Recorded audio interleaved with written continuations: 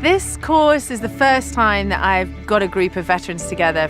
One thing that really surprised me was, even though they were really strong men, they had learned to open up to each other and to support each other. I've got a very good, strong team. We're going to work well together. That's why we're going to win. Alex is our most experienced gentleman on this course. He'd had a huge military career. One of the particular journeys he went on was opening up and sharing in some challenging circumstances for him right now.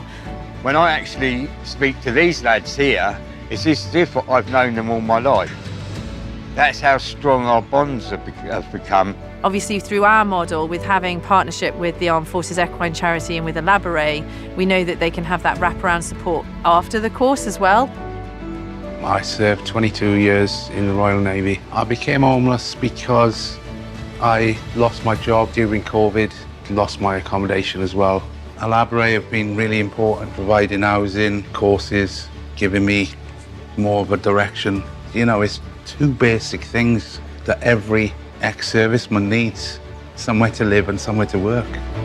Matt is very motivated to try new things and try and build from volunteering to employment.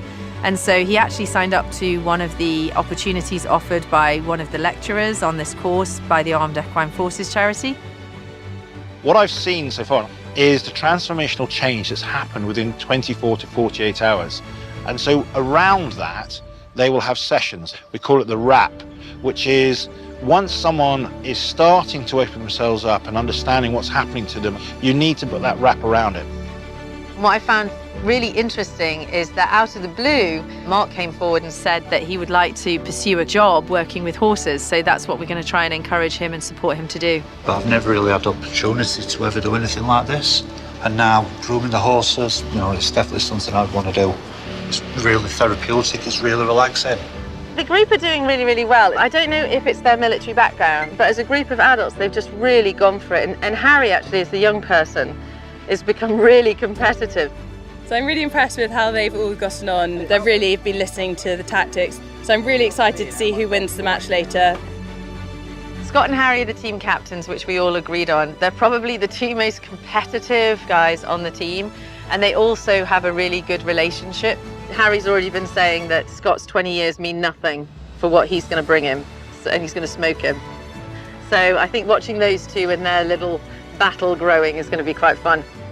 I hadn't realised how nervous they are because military people suppress their fears really well. But then when you saw their achievements on day 1 and day 2, it was like night and day. And watching Harry assimilate into this group of veterans and just coming out of his shell. But what Katie's really doing, she's getting right at the heart of social return of sport. And that's where we want to partner with Katie, and we can see so much benefit in what she's doing.